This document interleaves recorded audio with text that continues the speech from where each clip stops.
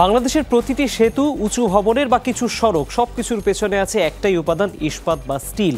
ধারণা করা হয় বিনিয়োগের গতি বাড়লে 2030 সালের মধ্যেই এর মাথাপিছু ব্যবহার দেশে দ্বিগুণ হবে। কিন্তু ইস্পাত বাজারের ভেতরেই এখন তীব্র উত্তাপ। বাজারে পণ্য বিক্রি নিয়ে অনিশ্চয়তা আছে, প্রতিযোগিতায় ভারসাম্য কম, তার উপর স্টিল শিল্পের 90% কাঁচামাল এখনও আমদানি নির্ভর। সব মিলিয়ে এই শিল্প এখন সার্ভাইভাল জোনে আছে। অথচ বিশ্বের ইস্পাত বাজার এখন গ্রিন ট্রানজিশনের দিকে যাচ্ছে, যার মূল লক্ষ্য কার্বন নিঃসরণ কমানো। বাংলাদেশ কি ইস্পাত শিল্পের এই নতুন প্রতিযোগিতায় খাপ খাওয়াতে পারবে? সব প্রশ্নের উত্তর জানতে আজকের দ্য বিজনেস আপনাদের সাথে আছি আমি তৌহিদ হোসেন। দর্শক, এই বিষয়ে কথা বলতে আমরা আমন্ত্রণ জানিয়েছি Chakdah steel and re-rolling mill CSRM এর ব্যবস্থাপনা পরিচালক মোহাম্মদ শাহজাহানকে। আসুন তাকে স্টুডিওতে স্বাগত জানাই।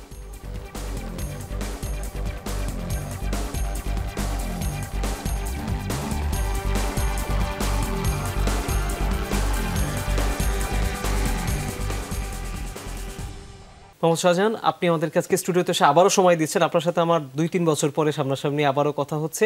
আপনাকে আবারও স্বাগত জানাই আমাদের এই আয়োজনে। এবং আমি বলবো, আপনার আমার আলোচনার যে বাস্তবতা, প্রেক্ষাপট এবং রাজনৈতিক পরিস্থিতি, দেশের পরিস্থিতি সবকিছুই বেশ বদলে গিয়েছে। অর্থাৎ এখনকার বাস্তবতায় এই মুহূর্তে ইস্পাত বা স্টিলের ব্যবসা কেমন, সেটা আমি আপনার অভিজ্ঞতা দিয়ে আজকে জানতে চাই। এবং প্রথমে এই প্রশ্নটাই আসলে করতে চাই যে এই মুহূর্তে বাজারে আমরা যেই ধরনের মার্কেট ট্রেন্ডের ভিতর দিয়ে যাচ্ছি, একটা বড় বাস্তবতা হচ্ছে গত 1 বছরে আপনাদের বড় একটা বাজার যেটা হচ্ছে সরকারের বিভিন্ন অবকাঠামো প্রকল্প, সেগুলোতে কিছুটা স্থবিরতা দেখা দিয়েছে। সেই তুলনায় প্রাইভেট সেক্টরে বুম কেমন দেখছেন? মার্কেটের ইনফ্লেশন আছে, সেটার তুলনায় বাজারে এখন ইস্পাত শিল্প কীভাবে সার্ভাইভ করছে এবং এই মুহূর্তে আপনাদের ব্যবসার পরিস্থিতিকে আপনি কীভাবে মূল্যায়ন করবেন? আপনি যেটা বলেছেন যে বর্তমান যে পরিস্থিতিতে আমরা যাচ্ছি আর কি, এটা আমার মনে হয় আপনি যেহেতু বিজনেসের অনেক বিষয় নিয়ে ডিল করেন বা অনেক উপস্থাপনা করেন, এই সমস্ত বিজনেস স্টাডি করেন, তো আমরা সকলেই কিন্তু এখন জানি যে আমাদের ইকোনমি ইজ গোয়িং স্লো। এটা আগে যেই ফ্লোতে ছিল সেই ফ্লোতে এখন আর নেই। বিশেষ করে 5ই আগস্টের পরে যে একটা পরিবর্তন আসছে, সেই পরিবর্তনের ধাক্কা কিন্তু ক্রমান্বয়ে আমরা পিছন দিকেই যাচ্ছে। ইকোনমিটাকে সামনের দিকে যে গতি, সেটাকে পিছন দিকেই এটাকে ঠেলতেছে। সে এই পিছন দিকে যাওয়ার কারণে not only steel construction related, অন্যান্য industry, all kind of industry which is related with construction, we are facing the problem because আমাদের যে পরিমাণে প্রোডাকশন এখন হচ্ছে, আমরা কিন্তু সেই পরিমাণে মার্কেটে যে ডিমান্ড আছে সেই ডিমান্ডের সাথে ম্যাচ করছে না। আমি বলতে চাচ্ছি যেটা, আমাদের প্রোডাকশন ক্যাপাসিটি এবং প্রোডাকশন যে ধারা, সেই ধারার সাথে মার্কেটে এখন চাহিদা কম। ডিউ টু এর মধ্যে অনেকগুলো রিজন আছে। ফার্স্ট রিজন হচ্ছে গভর্নমেন্টের যে সমস্ত বড় বড় প্রজেক্টগুলো ছিল, সেগুলো সবটাই শেষের পথে বা শেষ হয়ে গেছে।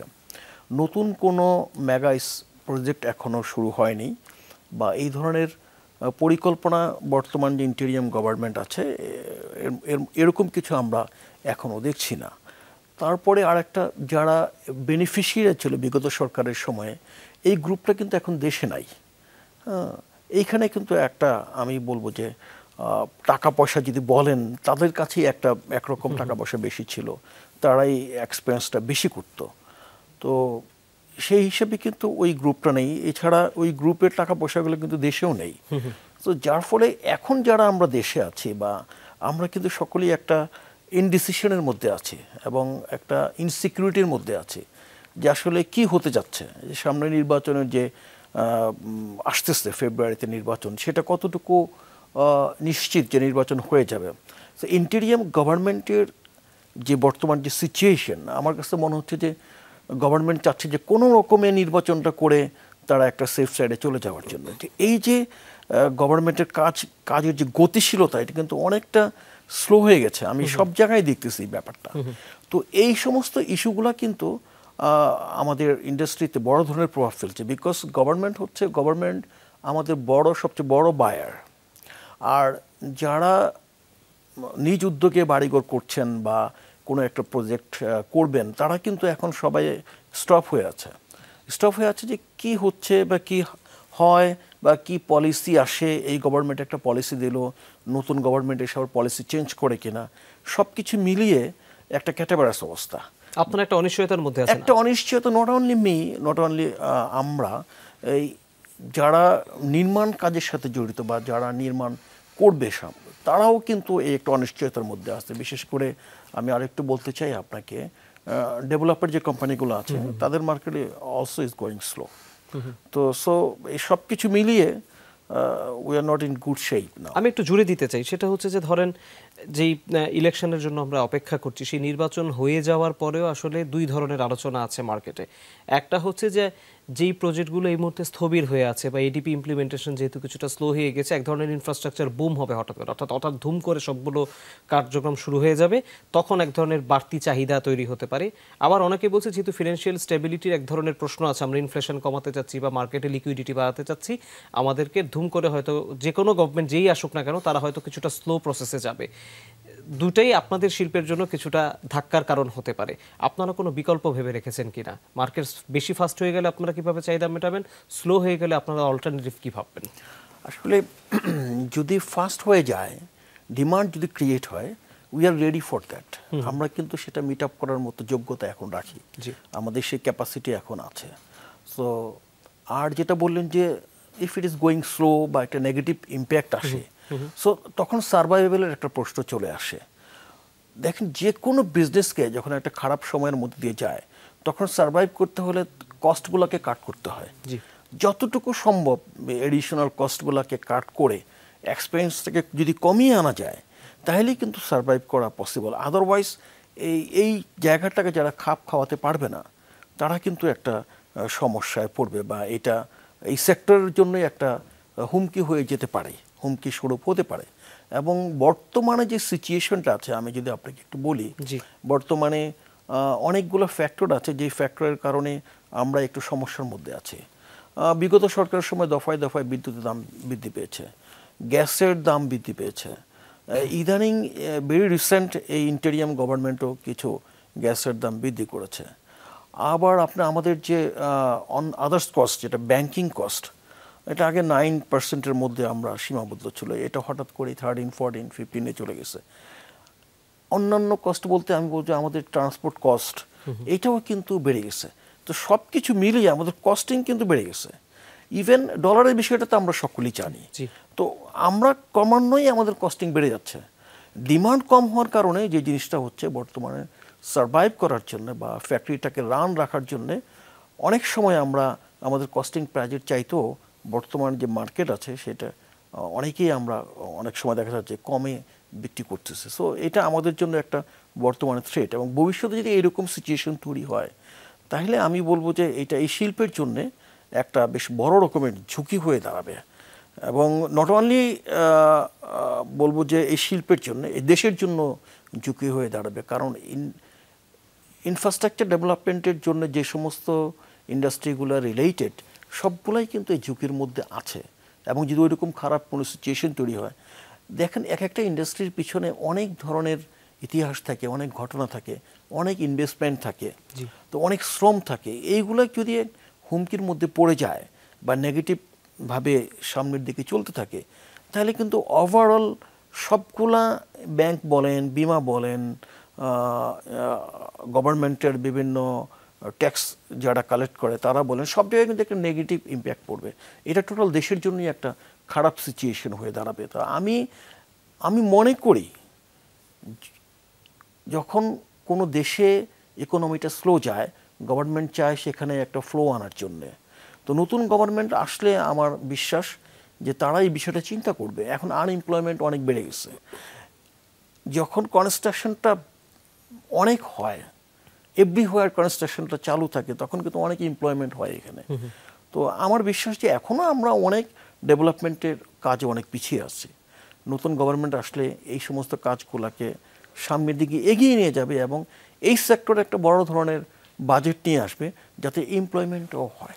এই জন্যই কি আমরা এখনো দেখি যে মার্কেটে অতটা ডিমান্ড নেই, কিন্তু তারপরও স্টিল ইন্ডাস্ট্রি করার এক ধরনের আগ্রহ এখনো উদ্যোক্তাদের ভিতরে আছে, কিন্তু বাজারে আমি বলবো প্রতিযোগিতায় ভারসাম্য নিয়ে আমি পরে একটা বড় প্রশ্ন আপনাকে করব, কিন্তু এখনকার মার্কেটে এখনো ইনভেস্টমেন্টের মানে মানে কি আগ্রহ কিভাবে থাকে বলে আপনার মনে হয়? আসলে এই আগ্রহটা এখনকার নয়। এখন যারা আছে বা যারা চিন্তা করছে তারা কিন্তু পিছিয়ে গেছে।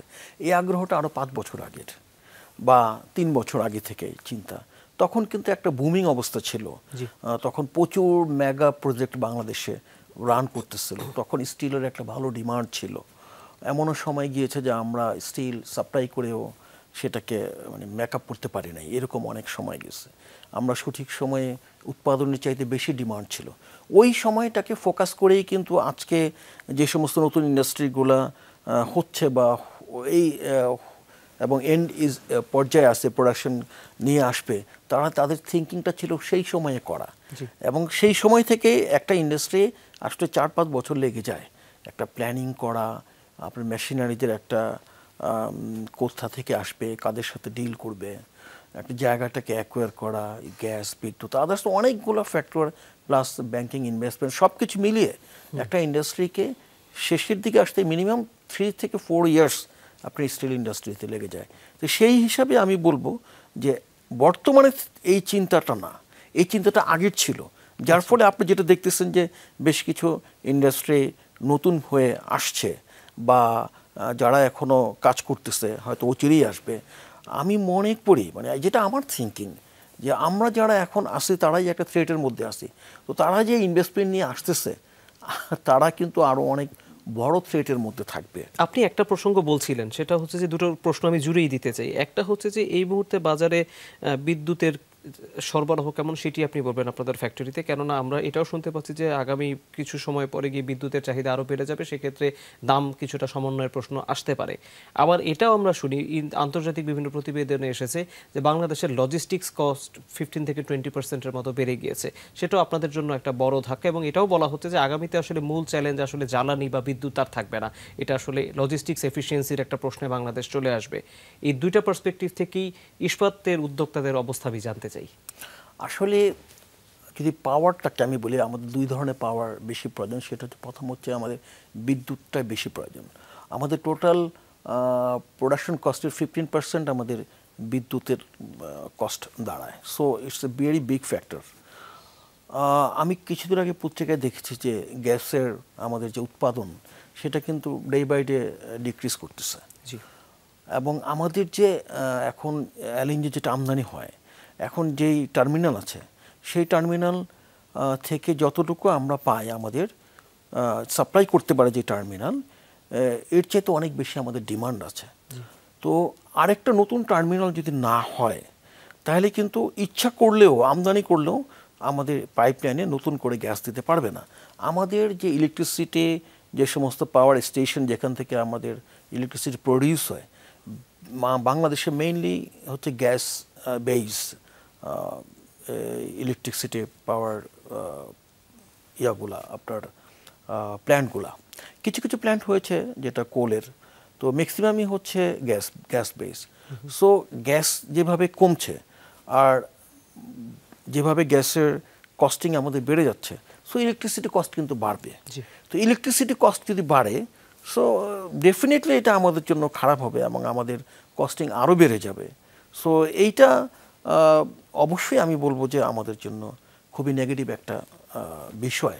আর লজিস্টিক্সকে কি? লজিস্টিক যেটা বললেন, আমরা কিন্তু 90% ম্যাটেরিয়ালস আমাদের ইম্পোর্ট হয়, লোকালি আমাদের ভেরি ফিউ আমরা কালেক্ট করতে পারি। তো আমাদের পোর্টে যখন মালামালগুলো আসে, সেখান থেকে আমরা যখন আমাদের ফ্যাক্টরি প্রিমিসেসে নিয়ে আসি, কিছুদিন আগেও যে ভাড়াটা আমরা 35,000 দিতাম, সেটা 50,000 হয়ে গিয়েছিল।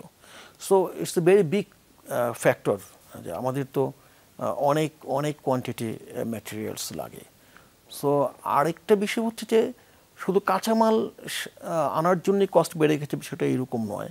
আমরা যে মালটা আমাদের প্রোডাকশন রড যেটা বিভিন্ন সাইডে পৌঁছে দিচ্ছে, বিভিন্ন ভোক্তার কাছে পৌঁছে দিচ্ছে, এখানে কিন্তু আমাদের কস্টটা বেড়ে গিয়েছে।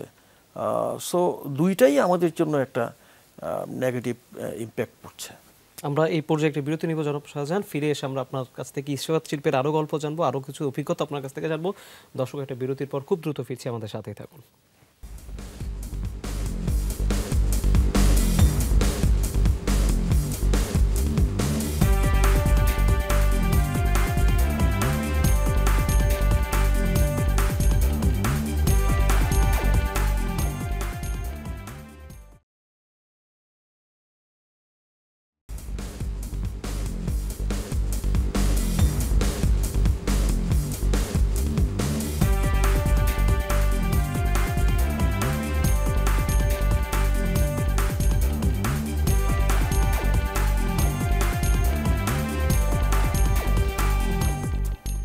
আরেকবার স্বাগত। আপনারা দেখছেন দ্য বিজনেস। আমাদের সাথে স্টুডিওতে আছেন সিএসআরএম এর ব্যবস্থাপনা পরিচালক মোহাম্মদ শাহজাহান।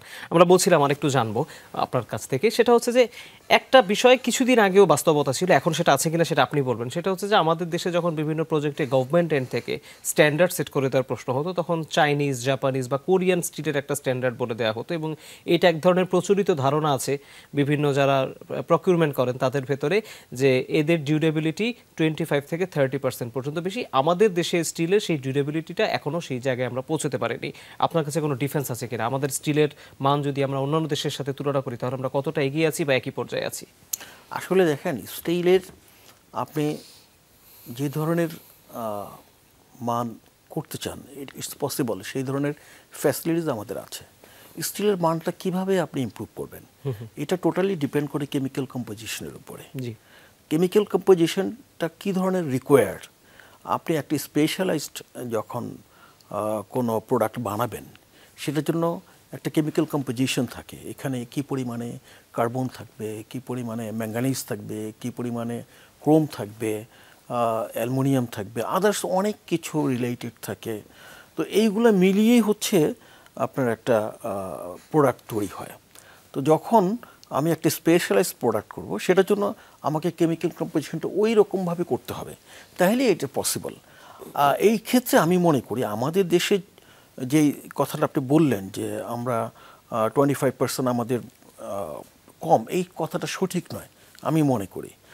এখন যদি আপনি যেটা বলেছেন যে স্ট্যান্ডার্ড যেটা বললেন, আমাদের কিছু গেমিং আমি বলবো, যেটা আমাদের দেশে যে ফরেন ইনভেস্টমেন্টগুলো আসে, জি, তারা কিন্তু যে তখনই তাদের একটা মানে তাদের মেকিংটাই এরকম থাকে যে তাদের দেশের সমস্ত কিছু প্রোডাক্ট তারা ইউজ করবে, এটা হচ্ছে তাদের মাইন্ডসেট থাকে।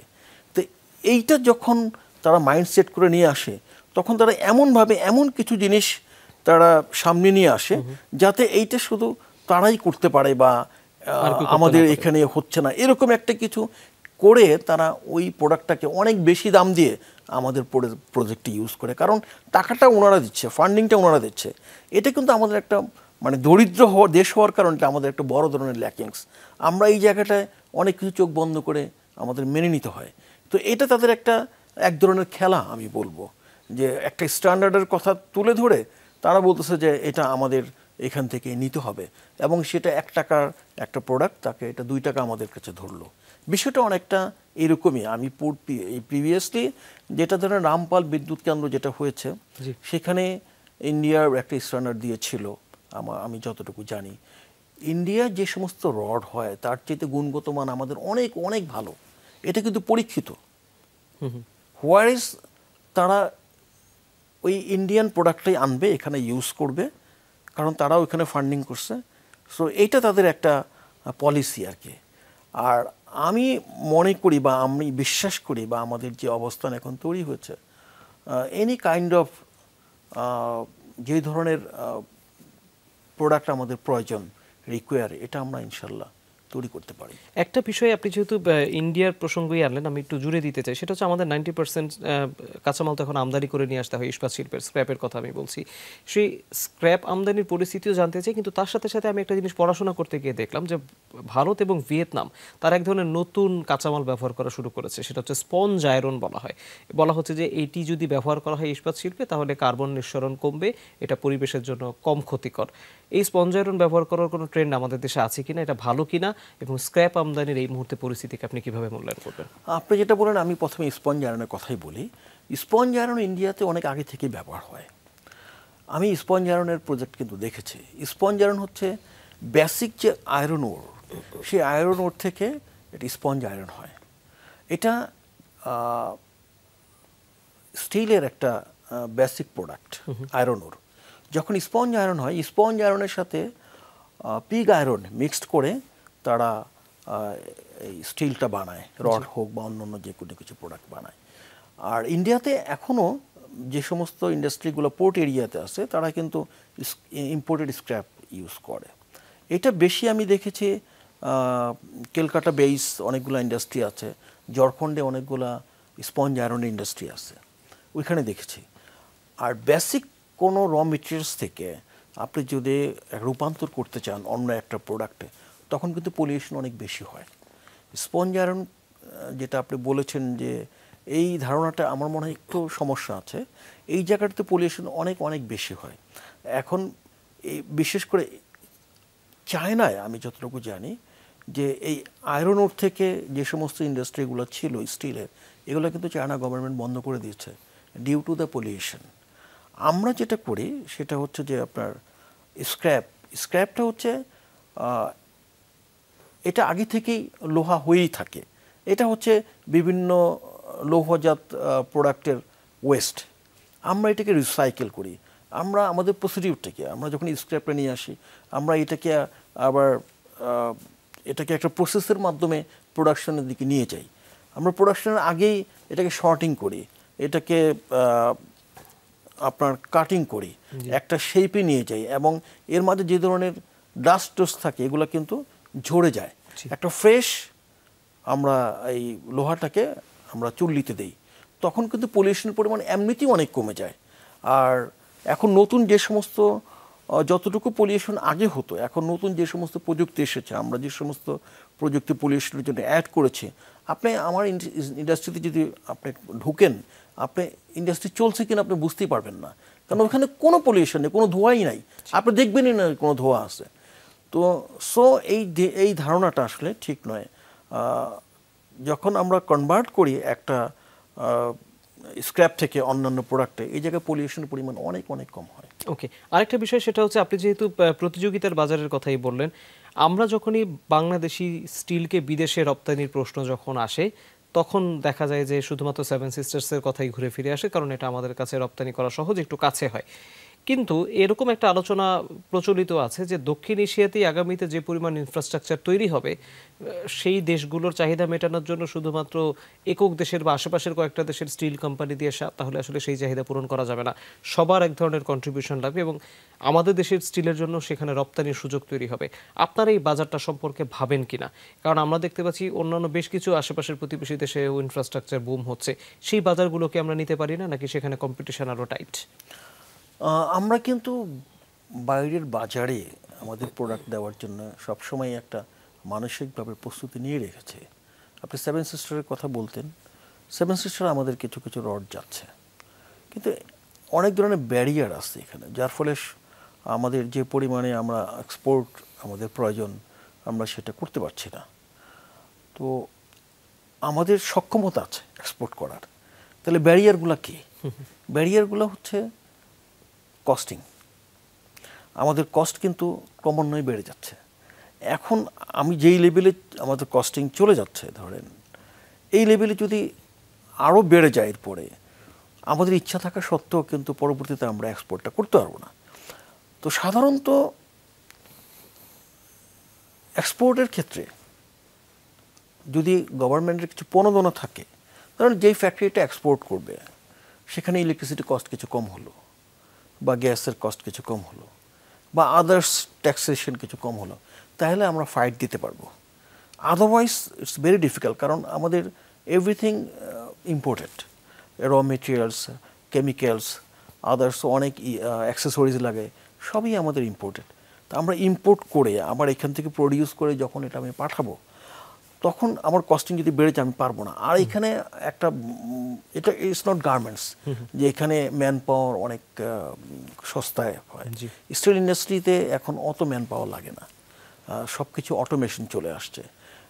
যে ফিউ পরিমাণে ম্যান পাওয়ার লাগে, এটা যে পরিমাণে কস্টিংয়ের উপরে এফেক্ট করে, এটা অনেক বেশি নয় আমি বলবো আর কি।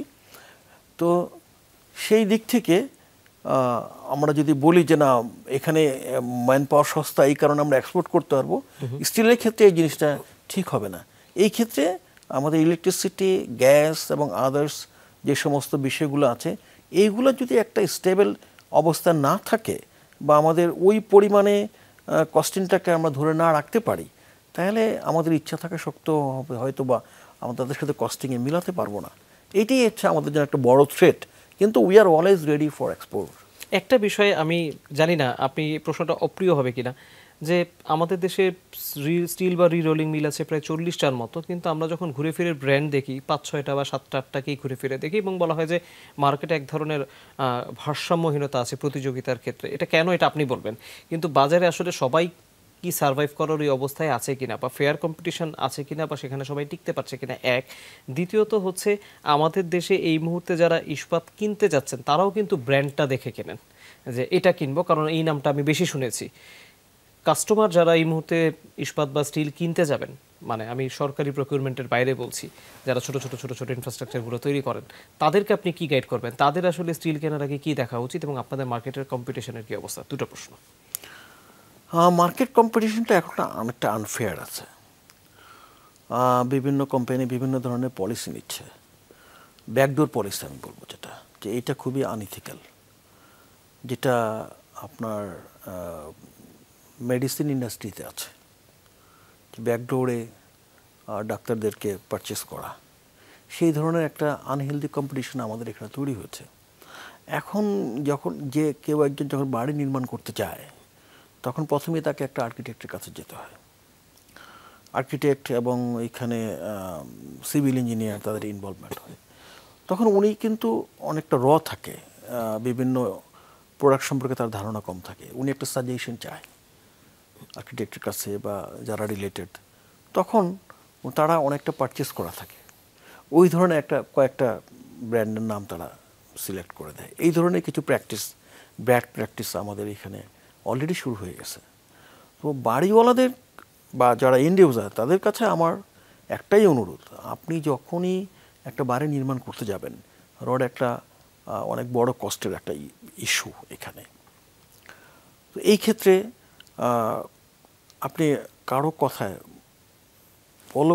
না হয়ে, কি বলে, কারো কথায় না পড়ে, বাজারে অনেক ধরনের ব্র্যান্ড আছে, আপনি অবশ্যই যদি আপনি টেস্টে দেন, যদি আপনি কাউকে বলেন বা কোনো কোম্পানি রিপ্রেজেন্টেটিভকে বলেন যে আমি টেস্ট রিপোর্টটা দেখতে চাই বা আমি এই আপনার রডটাকে বুয়েট থেকে টেস্ট করাতে চাই, কস্ট ওই ফ্যাক্টরি দিবে, আপনি টেস্ট করিয়ে নিন, আপনার কস্টিং অনেক কম পড়বে, আপনি ঠকবেন কেন?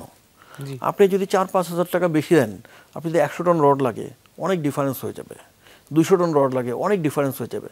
তো আমি বলবো যে ব্র্যান্ডের পিছনে না দৌড়িয়ে, একদম যেটা আপনার মাথায় সেট হয়ে আছে ওইরকম কিছু না দৌড়িয়ে, এখন কিন্তু এই বাজারে আরও আমরা যারা আছে, কোনো অংশেই আমাদের মান কোনো অংশেই কম নয়। কারণ আমরা যেই সোর্স থেকে মাল ইম্পোর্ট করে থাকি, সেম সোর্স থেকে সকলেই মাল ইম্পোর্ট করে।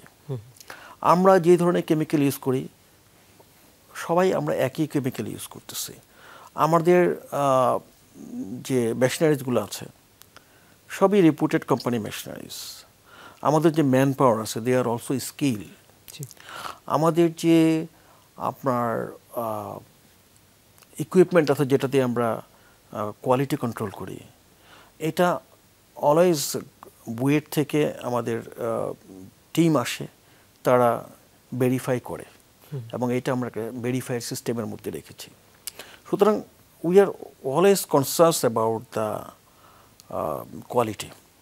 সো আমি বলবো যে মানে অন্যের মতো কোনো একটা কারো কথা না পড়ে আপনি অবশ্যই অন্যান্য ব্র্যান্ডগুলোকে যাচাই করে দেখতে পারেন, তাহলে আপনি সেফ হবেন। আপনি একটা প্রশ্ন একটু জুড়ে দিই, সেটা হচ্ছে যে আমি একজনের সাথে কথাই বলছিলাম, তিনি বলছেন যে দেখেন, আমি যখন নির্মাণ শিল্পের বাজারে যাচ্ছি, আমাকে হয়তো একই ডিলার বা একই ব্যক্তি যিনি হচ্ছেন আপনাদের সাপ্লাই চেনে আছেন, যিনি হয়তো আপনি সহ আরও কয়েকটা ব্র্যান্ডের স্টিল বা রডটা বিক্রি করেন, বলছে আমার কিন্তু তার কাছেই যেতে হচ্ছে, কারণ সরাসরি কোম্পানির কাছ থেকে রিটেল এই ছোটোখাটো উদ্যোক্তাদের বা সরি মানে পারচেস যারা করেন কাস্টমারদের কেনার সুযোগ নেই। আমাকে যেহেতু ভায়া হয়ে যেতে হচ্ছে, আমাদেরকে এই পাজলটায় পড়তে হয় যে আমরা আসলে কোনটা নিব কোনটা নিব না, তারা আমাদেরকে এক ধরনের বিভ্রান্ত করেন। সো আপনি যেটা বলছেন সেটা অনেকাংশে ঠিক। আবার এমনও আছে, তারা বলেছেন যে এমন উদ্যোক্তারাও আছেন, সরি এমন ডিলাররাও আছেন যারা নিম্নমানের রড হয়তো তৈরি করছে কোনো নাম সর্বস্ব প্রতিষ্ঠান, কোনো ব্র্যান্ডিংয়ের ভিতরেই তারা নেই, একে অন্যের ব্র্যান্ড চুরি করে করছে, তাদের রডও এখন মার্কেটে অ্যাভেলেবেল হয়ে যাচ্ছে, সেগুলো অনেক সময় পুশ করা হয়। একজন সাধারণ গ্রাহকের পক্ষে তো বোঝা সেটা সম্ভব না। প্রশ্নটা হচ্ছে একদম আপনাদের ডোর স্টেপে এসে এই স্টিলটা বা রডটা কেনার সুযোগ আসলে কোম্পানিগুলো দেবে কিনা, কারণ আপনাদের নিশ্চয়ই ডিলারকে মেনটেন করতে হয়। হ্যাঁ, এটা আমরা ডিলারকে মেনটেন করি, এটা ঠিক আছে। আরেকটা বিষয় হচ্ছে আমাদের সিএসআর কিন্তু একটা স্লোগান আছে, সেটা হচ্ছে যে আমরা মানুষের স্বপ্ন পূরণে কাজ করি। স্বপ্ন পূরণটা যাতে সহজ হয় এই জন্য আমাদের কাজ আমরা করে থাকি। আমরা চাই যে কোয়ালিটি প্রোডাক্ট কোয়ালিটি প্রাইজে দেওয়ার জন্য। একটা বাড়ি মানুষের একটা স্বপ্ন থাকে, সারা জীবনের একটা অর্জন নিয়ে সে যখন একটা বাড়ি করতে যায় অনেক কষ্টের পয়সা, তো এই স্বপ্ন পূরণের জন্য আমরা চেষ্টা করছি একটা মানে কম্পিটিটিভ প্রাইসে তাকে পৌঁছে দেওয়ার জন্য। আপনি যেটা বললেন যে যে কোনো গ্রাহক আমাদের ওয়েবসাইটে গিয়ে আমাদের ফোন নাম্বার আছে, কন্ট্যাক্ট করতে পারে। আমরা কিন্তু মানুষকে বা এন্ড ইউজারকে তার স্যাটিসফ্যাকশনের জন্য কম কোয়ান্টিটি হলেও তার আমরা পৌঁছে দিচ্ছি। এক্ষেত্রে যদি আমাদের কস্টিং একটু বেশি পড়ে, তারপরেও আমরা মানুষকে সেবা দেওয়ার জন্য এই কাজটা কিন্তু শুরু করেছি। আমরা কেউ যদি একটু কম কোয়ান্টিটি চাই, সে একটু সাই ফিল করতে পারে আমরা কোম্পানির কাছে যাবো কিনা, আমাদেরকে সাপ্লাই করবে কিনা, আমরা কিন্তু we are ready for every consumer.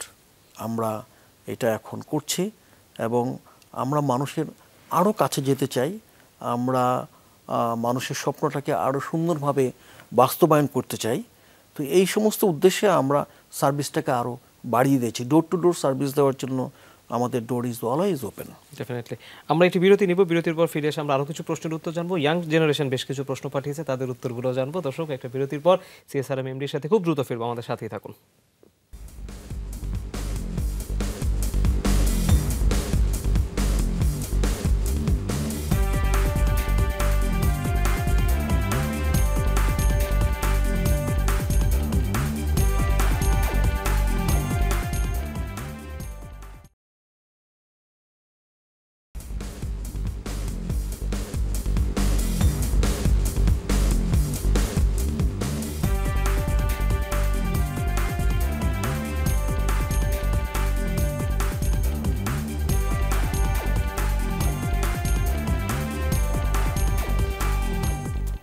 দর্শক, আরেকবার স্বাগত। আপনারা দেখছেন দ্য বিজনেস। আমাদের সাথে স্টুডিওতে আছেন সিএসআরএম এর ব্যবস্থাপনা পরিচালক মোহাম্মদ শাহজাহান। আমি বলেছিলাম নতুনরা প্রশ্ন পাঠিয়েছে, এই প্রশ্নগুলো আমি আগেই নিয়ে রেখেছিলাম, কিন্তু তারা একটু র্যাপিড ফায়ার আদলে দ্রুত উত্তরগুলো জানতে চাই, কিন্তু আপনি ভাবনারও সুযোগ পাবেন। র্যাপিড ফায়ার একেও জমি যে দ্রুত উত্তর দিতে হবে তা না। আমি প্রথম প্রশ্নটা করছি, 1 নম্বর প্রশ্ন। তারা জানতে চায় রডের দাম কেমন। এই প্রশ্ন দিনে আপনার কয়বার শুনতে হয়? অনেকবারই এই প্রশ্নের সম্মুখীন হতে হয়। নিশ্চয়ই অনেকেই ফোন টোন করে আপনার কাছ থেকে অনেকে ফোন করে, অনেকে পরিচিত হলেই ভাই রডের দামটা কেমন এখন, এখন কি বাড়বে না সামনে কমবে, আমি বাড়ির কাজটাকে ধরবো না কখন ধরলে ভালো হবে, এই ধরনের অনেক প্রশ্ন, এই প্রশ্নগুলো প্রায়ই আমার সম্মুখীন হতে হয়। সেকেন্ড প্রশ্ন, তারা জানতে চায় দেশের ইস্পাত শিল্পের সবচেয়ে বড় মাইক্রো চ্যালেঞ্জ কোনটি? চ্যালেঞ্জ পুরোটাই চ্যালেঞ্জ। আপনি মাইক্রো চ্যালেঞ্জ বলতে একদম ছোট চ্যালেঞ্জ, যেটা হয়তো কেউ ইগনোরই করে, ভাবে না, কিন্তু এটা ভাবা দরকার, এমন কিছু? আমি মনে করি যে আমাদের আসলে বৃহৎ চ্যালেঞ্জগুলোই বেশি, আর একদম মাইক্রো চ্যালেঞ্জ হচ্ছে, আমি যেটা বলবো সেটা হচ্ছে আমাদের আরও এক্সপার্টিস তৈরি হওয়া প্রয়োজন।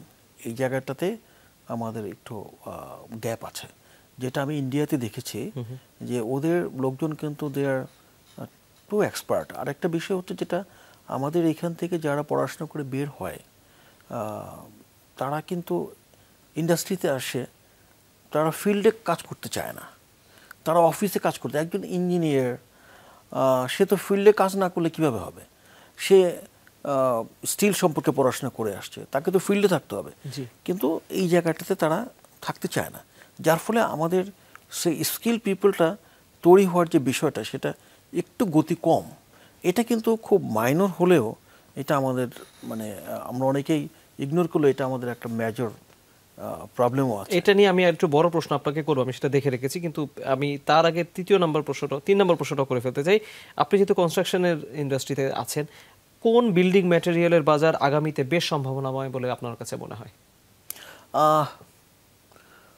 অ্যাকচুয়াল যদি কনস্ট্রাকশন ইন্ডাস্ট্রি গ্রো আপ হয়, আপনার সামনের দিকে যায়, তাহলে সবগুলা ইন্ডাস্ট্রি কিন্তু সামনের দিকে যাবে। এবং স্পেসিফিক করে আমি স্টিল, সিমেন্ট বা আপনার কি বলে টাইলস, আপনি জানেন যে এর মধ্যে মাঝে অনেক টাইলস ইন্ডাস্ট্রিও আমাদের এখানে আসছে, আর স্টিল তো আছেই, আরও আসতেছে। তো আরেকটা মজার বিষয় হচ্ছে যেটা যে আমাদের দেশে কিন্তু বেশ কিছু স্টিল ইন্ডাস্ট্রি এখন শাটডাউন হয়ে গেছে, জি। এটা জানেন কি না? আরও কিছু ইন্ডাস্ট্রি খুব ঝুঁকির মধ্যে আছে। তো সব কিছু মিলিয়ে যদি এইরকম আরও চলতে থাকে, তাহলে তো আপনার আরও কিছু ইন্ডাস্ট্রি বন্ধ হওয়ার একটা সম্ভাবনা বেশি আপনার কাছে মনে হচ্ছে? আমার কাছে মনে হচ্ছে যে যদি এই ধারাবাহিকতা বর্তমান পরিস্থিতি যদি আরও কিছুদিন স্টে করে, তাহলে এরকম একটা ব্যাপক সম্ভাবনা আছে। 4 নম্বর প্রশ্ন, ইস্পাত শিল্পে এখন কোনটি বেশি জরুরি, নতুন প্রযুক্তি না নতুন বাজার? নতুন বাজার বেশি প্রয়োজন। ওকে, পরের প্রশ্ন, কাঁচামালের দাম যখন বাড়ে আপনি প্রথমে কি প্ল্যান করেন? কাঁচামালের দাম যখন বাড়ে আমরা তখন এটাকে কাস্টমার এন্ডে যাতে দামটা একবারে না বেড়ে যায়, আমরা চেষ্টা করি প্রিভিয়াস যে সমস্ত আমাদের প্রোডাক্ট থাকে ওগুলোর সাথে মিলিয়ে যাতে একটা সহনশীল পর্যায়ে থাকে প্রাইসটা, সেই দিকটাকে আমরা খেয়াল করি। 6 নম্বর প্রশ্ন, তরুণদের জন্য কোনটা বেশি জরুরি, দ্রুত কাজ করা না ভেবে কাজ করা? ভেবে কাজ করা বেশি জরুরি।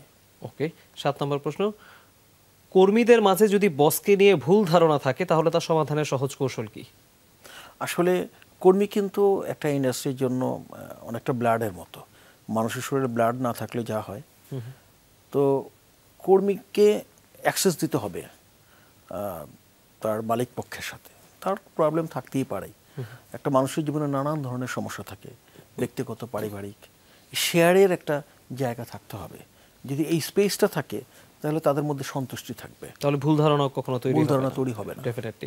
8 নম্বর প্রশ্ন, নির্মাণ শিল্পের বাইরে অন্য কোনো সেক্টরে যদি আপনাকে এখন বিনিয়োগের সুযোগ দেওয়া হয় আপনি কোন সেক্টরে বিনিয়োগ করবেন? আমি দুইটা সেক্টর নিয়ে থিঙ্কিং করছি আসলে, সেটা হচ্ছে যে টায়ার ইন্ডাস্ট্রি নিয়ে আমি একটা চিন্তা ভাবনা করছি যে বাংলাদেশে যে পরিমাণে ভেহিকেল আছে, তো এই জায়গাটা ইনভেস্ট করা যায় কিনা। আর ব্যাটারি নিয়েও আমি একটা চিন্তা করতেছি, this not final but I am thinking this. Okay, 9 number প্রশ্ন, একজন ভালো লিডারের কোন হিসাবে সাফল্য মাপা উচিত? ইটস ভেরি ডিফিকাল্ট আসলে, তবে ভালো লিডার তাকে অবশ্যই অ্যাক্সেসটা সবার কাছে, সে যেন সবাই যাতে তার কাছে সহজে যেতে পারে, তার সাথে তার কথা বলতে পারে। একজন লিডার যদি ওই রকম হয় তাহলে কিন্তু সবাই তাকে পছন্দ করে। আর লিডারশিপ যদি একটু অন্যরকম হয় বা তার কাছে যেতে ভয় পায় মানুষ, তাহলে কিন্তু সেটা সফলতা কম আসবে। সো আমি মনে করি যে লিডারকে অবশ্যই ভদ্র, নমনীয় এবং পোলাইট হওয়া দরকার, এবং সকলের অ্যাক্সেসটা যদি হয়, সে যদি মনোযোগ সহকারে তার প্রবলেম শুনে, এটাই আমি মনে করি যে একটা সফলতার একটা দিক হতে পারে। তার মানে আপনার কাছে ভালো লিডারের সংজ্ঞা হচ্ছে যার কাছে সবার অ্যাক্সেস আছে, যাকে সবাই রিচ করতে পারে। রাইট। ওকে, ফেয়ার এনাফ। পরের প্রশ্ন 10 নম্বর, এটাই শেষ প্রশ্ন র্যাপিড ফায়ারে, সেটা হচ্ছে আপনাকে যদি একটি স্মার্ট ফ্যাক্টরি বানানোর সুযোগ দেওয়া হয় আপনি প্রথম 3টি কাজ কোনটি করবেন? প্রথমে আমি চিন্তা করব ম্যান পাওয়ার। আপনি যত কিছু করেন না কেন, ম্যান পাওয়ার যদি স্কিল না হয় তাহলে কিন্তু সফলতা আপনি পাবেন না। সো আপনাকে আমি ফার্স্ট থিঙ্কিং করব যে ভালো ম্যান পাওয়ার রিকোয়ার করা। আর প্রথম 3টি কাজ বলেছি, আরও 2টি কাজ। আর প্লেসটাকে আমি চিন্তা করব যে আমার কোন প্লেসে ইন্ডাস্ট্রিটা করলে আমার জন্য বেটার হবে, এবং মার্কেটের ডিমান্ডটাকে কোন স্টেজে আছে, যাতে মানুষের বাইং ক্যাপাসিটির মধ্যে থাকে, মানুষ সেটাকে রিসিভ করতে পারে খুব সহজে, এই বিষয়গুলো আমি মাথায় রাখবো। ওকে, ফেয়ার এনাফ। আমরা র্যাপিড ফায়ারের অংশটি শেষ করলাম। আশা করি যাদের যেই উত্তর দরকার তারা সেগুলো পেয়ে গিয়েছে। আমি আবার একটু বড় প্রশ্নের দিকে যাই। আপনি শুরুতে একবার একটা কথা বলছিলেন যে ইস্পাত শিল্প এখন যত দিন যাচ্ছে তত বেশি অটোমেটেড হচ্ছে, মানুষের সংখ্যা কমে আসছে। আবার আপনি এটাও বলছেন যে যেহেতু মানুষের সংখ্যা কমে আসছে এটি একটি বাস্তবতা। আবার ইঞ্জিনিয়ারদের কথাই যদি আমি বলি, আমি অনেকের সাথে কথা বলেছি, তারা যেটা বলছেন যে আপনাদের সেক্টরে লং ক্যারিয়ার গড়ার সুযোগ কম, বা এই ধারণাও আছে যে ফ্যাক্টরিতে আসলে ইস্পাত শিল্পে ফ্যাক্টরিতে কাজ করা মানে তো একটু পরিশ্রমের জায়গায় কাজ করা, একটু উত্তাপ বা তাপ বেশি থাকে, বা সেখানে একটু আনকমফোর্টেবল হবার সুযোগও থাকে। এই এক্সপিরিয়েন্সটা অনেকের পছন্দ হয় না। কিন্তু যারা করতে চায়, যারা এই ইন্ডাস্ট্রিতে থাকতে চায়, তারা কি আসলে লং ক্যারিয়ার করার অবস্থায় আছে কিনা, কনসিডারিং দ্য ফ্যাক্ট আপনি বলছেন যে মার্কেটে সবার অবস্থা সমান থাকে না, বাজারটা যতটা এক্সপ্যান্ড হওয়ার ছিল ততটা হয়নি, তাহলে যারা ক্যারিয়ার করতে চায় তারা আসলে মার্কেট সম্পর্কে কি বার্তা নেবে? আসলে দেখেন, যে কোনো সেক্টরে স্কিল পিপলের কিন্তু ভীষণ ডিমান্ড, এবং বাংলাদেশে স্টিল ইন্ডাস্ট্রি যেভাবে ফ্লারিশ হয়েছে, এইখানে অনেক বড় সুযোগ আছে, অনেক বড় অপরচুনিটি আছে। আমাদের বিভিন্ন ইঞ্জিনিয়ার লেভেলে বিভিন্ন ইলেকট্রিক্যাল ইঞ্জিনিয়ার লাগে, মেকানিক্যাল ইঞ্জিনিয়ার আছে, এবং কি বলে মেট্রোলজি ইঞ্জিনিয়ার আছে। এরা কিন্তু হাইলি পেইড। এবং যে জিনিসটা আপনি বললেন যে পরিবেশটা অনেকটা আনকমফোর্টেবল, এখন কিন্তু সেরকম সিচুয়েশন নাই। আপনি যে আমাদের যে স্টিল ইন্ডাস্ট্রি এবং রিরোলিং অপারেশন হয়, সেটা কিন্তু এসি রুমের মধ্যে বসেই কিন্তু অপারেশন হচ্ছে। অটোমেশনটা কিন্তু এসি রুমের মধ্যে থেকে আপনি চালাচ্ছেন, আপনি দেখতে পাচ্ছেন যে রড বের হচ্ছে, কিন্তু আপনি অপারেশন করতেছেন একটা এসি রুমের ভিতর থেকে। সো এখানে কিন্তু অনেক বেশি সিকিউর। আর যেখানে আমরা মেল্ট করি, স্টিল প্ল্যান্ট আমরা যেখানে বলি, যেটা স্ক্র্যাপকে মেল্ট করে আমরা বিলেট তৈরি করি, সেই জায়গায় এখন অনেক সেফ। সেখানে যে কেমিক্যাল, কী পরিমাণ কেমিক্যাল ইম্পোজ হবে, সেটা যে টেস্ট করার যে সমস্ত ইকুইপমেন্ট আমাদের কাছে আছে অত্যন্ত সফিস্টিকেটেড, এবং সেটা কিন্তু এসি রুমের মধ্যে থাকে, ল্যাব যেটাকে আমরা বলি। ইঞ্জিনিয়ার কিন্তু বা আর কি তারা কিন্তু ওই জায়গাটাতেই কাজ করে। সো এইখানে কাজের পরিবেশ কিন্তু এখন অনেক অনেক ভালো। আগের সেই অবস্থান, মান্নাত আমলে যে ধরনের প্ল্যান্ট আমাদের দেশে ছিল, এখন কিন্তু সেই জায়গাটা নাই, সেই জায়গা থেকে অনেক বেশি সফিস্টিকেট হয়ে যাচ্ছে, আর অনেক বেশি সুন্দর পরিবেশ তৈরি হচ্ছে। আপনাকে অনেকটা এমনও আছে যে অনেকটা এত স্বচ্ছ, এত সুন্দর, আপনাকে দেখি এক নজরেই ভালো লাগবে যে এত সুন্দর পরিবেশ। তো এই কনসেপ্টটা আমার মনে হয় চেঞ্জ হয়েছে, এবং যারা এখানে জব করতে চায় তারা যদি মনোযোগ দিয়ে কাজ করে, তাদের আমি মনে করি তাদের পিছন দিকে ফিরে তাকাতে হবে না। এটা একটা অনেক বড় সেক্টর, এখানে অনেক দূর যাওয়ার পর্যন্ত সুযোগ আছে, অনেক দূর। আমরা একেবারে অনুষ্ঠানের শেষ পর্যায়ে একদম 30 সেকেন্ড সময় পাবো। আমরা জানতে চাই আপনি এক দশক পরে বাংলাদেশের ইস্পাত শিল্পকে কোথায় দেখেন? আমি এক দশক পরে অনেক একটা ভালো স্টেজ পর্যন্ত আমি দেখছি আর কি। আমি যে জায়গাটা ছিলাম, এখন যে জায়গায় এসেছি, আমাদের যে প্ল্যানিং, নট অনলি মি, আরও আদার্স ইন্ডাস্ট্রিয়ালিস্ট যে প্ল্যানিং, সেটা কিন্তু অনেক দূর যাওয়ার প্ল্যানিং আমাদের মাঝে আছে। আমরা কিন্তু প্রতিনিয়ত নিজেদেরকে তৈরি করছি, আমরা যাতে চ্যালেঞ্জে টিকতে পারি, বৈদেশিক বা বহির্বিশ্বের যে সমস্ত চ্যালেঞ্জ আছে মোকাবেলা করতে পারি, আমরা যাতে এক্সপোর্টটা করতে পারি, আমরা যাতে আমাদের এন্ড ইউজারকে একটা ভালো প্রোডাক্ট কম্পিটিটিভ প্রাইসে দিতে পারি, তাদের স্বপ্ন পূরণ করতে পারি, এই সব কিছু নিয়েই আমরা কাজ করছি। সুতরাং প্রিভিয়াস 10 ইয়ার্স আগে যেরকম ইন্ডাস্ট্রি ছিল, আজকের চিত্র কিন্তু অনেক ভিন্ন। সামনের 10 বছর পরে যদি আমরা দেখি, চিত্র আরও অনেক বেশি চেঞ্জ হয়ে যাবে। ডেফিনেটলি, আমরাও তেমনটি আশা করি। জনাব শাহজাহান, আপনি আমাদের কাছে স্টুডিওতে এসে সময় দিয়েছেন, সেজন্য আপনাকে আবারও ধন্যবাদ। Thank you for all.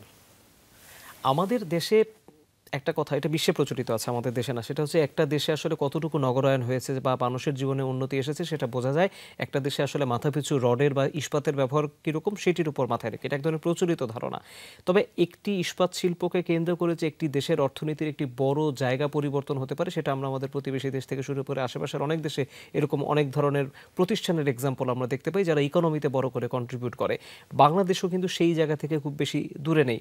আমরা কিছুদিন আগেও ইস্পাত শিল্পে যে বুম দেখেছি, স্টিল শিল্পে যে নতুনত্ব দেখেছি, বিনিয়োগ দেখেছি, সেটি এসেছে। কিন্তু একই সাথে এমনও হয়েছে যে আমরা অনেক অবকাঠামো বা প্রকল্পে আসলে বুঝে হোক না বুঝে হোক অনেক বেশি টাকা খরচ করে ফেলেছি। সঞ্চয়ের জায়গাতে না গিয়ে আমরা অনেক বেশি বিনিয়োগ করে ফেলেছি। অনিয়ম হোক বা নিয়মে হোক আমরা বেশ কিছু ভুল করেছি। সেগুলোর ধাক্কা কিন্তু এখন পোহাতে হচ্ছে, যে কারণে সিএসআরএম এর এমডি খুব স্পষ্ট করেই বলছেন যে বাজার যেহেতু সবসময় একরকম থাকে না, অনেক প্রতিষ্ঠান আসলে ঝরে পড়ে গিয়েছে, তারা কিন্তু সার্ভাইভ করতে পারেনি। কিন্তু সার্ভাইভ করার সুযোগ রয়েছে যদি প্রপারলি আসলে আমাদের ইন্ডাস্ট্রিটা এবং আমাদের যে ইনভেস্টমেন্ট, সেটা প্রাইভেট সেক্টর হোক গভর্নমেন্ট সেক্টর হোক, এই ইনভেস্টমেন্টটা যদি প্রপার থাকে এবং সবসময় এক ধরনের স্বাভাবিক গতি যদি থাকে, তাহলেই আসলে বাংলাদেশের ইস্পাত শিল্প কিন্তু ঘুরে দাঁড়ানোর একটি সুযোগ রয়েছে। যেটি গুরুত্বপূর্ণ সেটা হচ্ছে বাংলাদেশের ইস্পাত শিল্পের অবস্থান বা ভবিষ্যৎ আসলে শেষ হয়ে যায়নি। সামনে আসলে শুধু বাংলাদেশ না, বিশ্বের আসলে আমাদের এই শিল্পের পণ্যকে ছড়িয়ে দেওয়ার একটা বড় সুযোগ তৈরি রয়েছে। আশা করি যারা আমাদের নীতি নির্ধারক তারা সেগুলো নিয়ে ভাববেন এবং পর্যাপ্ত সুযোগ এবং সুবিধা তৈরি করে দেবেন। এতক্ষণ ধরে যারা আয়োজন দেখেছেন তাদের সবাইকে অনেক ধন্যবাদ। সবাই অনেক ভালো থাকবেন।